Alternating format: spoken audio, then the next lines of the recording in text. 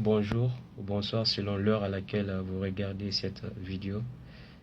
Je suis Silla Sekou Oumar, étudiant à l'Institut supérieur de commerce et d'administration des entreprises de Casablanca, et je suis le président de la commission bourse de l'association des élèves, étudiants et stagiaires guinéens au Maroc. La réalisation de cette vidéo s'inscrit dans le cadre du lancement de la grève médiatique en connivence avec les bureaux exécutifs régionaux, le bureau exécutif central et puis le conseil consultatif. Si dans quelques jours, voire dans quelques semaines tout au plus, nous n'avons pas ce que nous voulons, c'est-à-dire nos bourses et puis la bancarisation, nous serons obligés de passer à la vitesse supérieure, c'est-à-dire mettre en place des bus pour les étudiants dans les différentes sections régionales afin qu'ils puissent nous rejoindre à Rabat et nous manifesterons à Rabat notre mécontentement face au calvaire que nous vivons ici au Maroc. Il nous semble en effet inutile de rappeler que voilà, le boursier guinéen de l'étranger et du Maroc en l'occurrence ne vit pas, mais il survit. Vous voyez, parce que la bourse de $50 est insuffisante et ce depuis près d'un demi-siècle.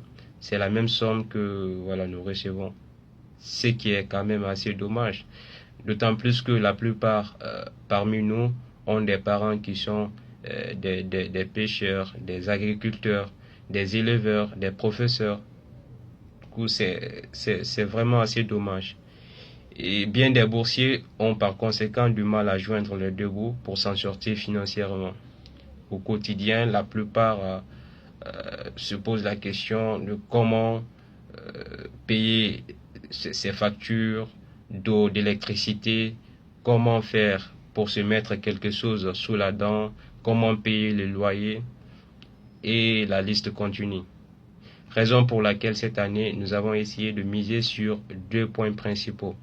Premièrement, la régularité dans le paiement de nos bourses et en second lieu, la bancarisation de notre bourse. De ce fait, et privilégiant le dialogue et le pacifisme, nous avons écrit plusieurs lettres ouvertes adressées aux autorités en charge des questions boursières, notamment le président de la République, le président, le directeur de l'Office national des bourses extérieures, le ministre de l'enseignement supérieur, mais aussi le gouverneur de la Banque centrale. Malheureusement, nous n'avons obtenu aucun résultat. C'est pointé du doigt ici, d'une part, le manque de volonté d'améliorer nos conditions de vie et de séjour à l'étranger. Raison pour laquelle nous, en tant que représentants des boursiers de l'État de l'étranger et du Maroc en l'occurrence, nous lançons un appel solennel à tous les boursiers de faire des affiches, de faire des vidéos, et de faire des publications pour dépeindre le calvaire dans lequel les boursiers de l'État vivent au Maroc.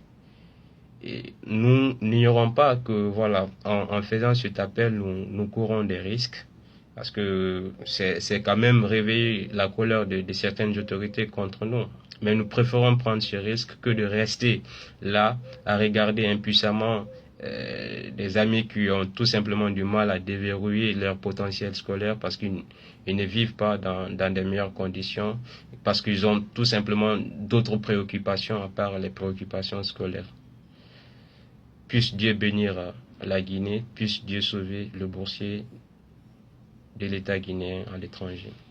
Merci pour votre attention.